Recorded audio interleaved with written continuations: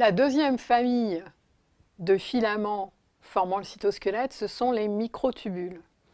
Ces microtubules, on les trouve du centre de la cellule vers la périphérie et on les trouve également dans les cils et les flagelles.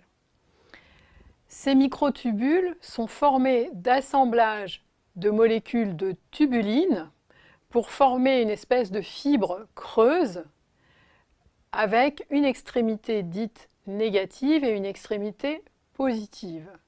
La raison pour laquelle on distingue bien les deux extrémités, c'est parce qu'il peut y avoir des phénomènes différents à ces deux extrémités. Une des extrémités peut être stable, alors que l'autre subit des phénomènes d'allongement ou de raccourcissement extrêmement rapides, dus à des assemblages et des séparations de molécules de tubuline. Et quelquefois, on peut avoir sur le même microtubule, d'un côté une séparation de microtubules, alors que l'autre côté est au contraire une zone d'assemblage et d'allongement du microtubule. Alors les microtubules sont associés à des protéines. Il peut s'agir soit de protéines dites structurales parce qu'elles vont associer les microtubules les uns avec les autres pour former des faisceaux ou des réseaux de microtubules.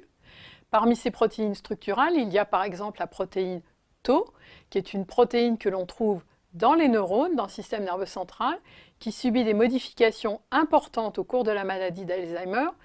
La protéine Tau modifiée au cours de la maladie d'Alzheimer est extrêmement toxique pour la cellule et explique quelques-unes des manifestations auxquelles on assiste au cours de la maladie d'Alzheimer. Il y a aussi des protéines dites motrices. Ce sont des protéines qui sont capables de bouger sur le microtubule. Ce ne sont pas les mêmes protéines qui peuvent aller de l'extrémité négative à la positive et inversement. Et ces protéines ont pour mission de transporter des molécules, des petites vésicules, des organites le long des microtubules à l'intérieur de la cellule. Elles vont donc permettre les transports d'un compartiment à l'autre dans la cellule. Donc, grâce à ces protéines motrices, les microtubules sont finalement comme des rails qui permettent de transporter des éléments du centre de la cellule vers la membrane et inversement de ramener d'autres éléments de la membrane vers l'intérieur de la cellule. Les microtubules jouent aussi un rôle très important au moment de la division cellulaire par la formation du fuseau mitotique qui permet la séparation des chromosomes des deux cellules filles. C'est grâce à cette information qu'ont été développés des médicaments chimiothérapiques anticancéreux dans les années 70-80, et ces médicaments continuent à être utilisés à l'heure actuelle, qui sont basés sur l'inhibition de la formation du fuseau mitotique et donc sur le fait d'empêcher la cellule cancéreuse de se diviser et le cancer de proliférer. Dans les cils et les flagelles qui ont la même organisation, le flagelle est juste plus long que les cils et en général il y a 1 ou 2 flagelles par cellule, pas plus, alors qu'on peut trouver des dizaines de cils sur une surface cellulaire.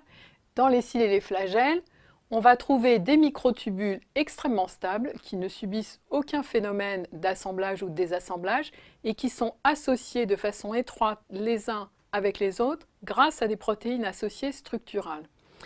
La mobilisation de ces protéines structurales va faire glisser les microtubules les uns par rapport aux autres et induire les mouvements de courbure des cils et des flagelles, permettant soit à la cellule de se déplacer, soit à la cellule de déplacer le milieu dans lequel sont ces cils.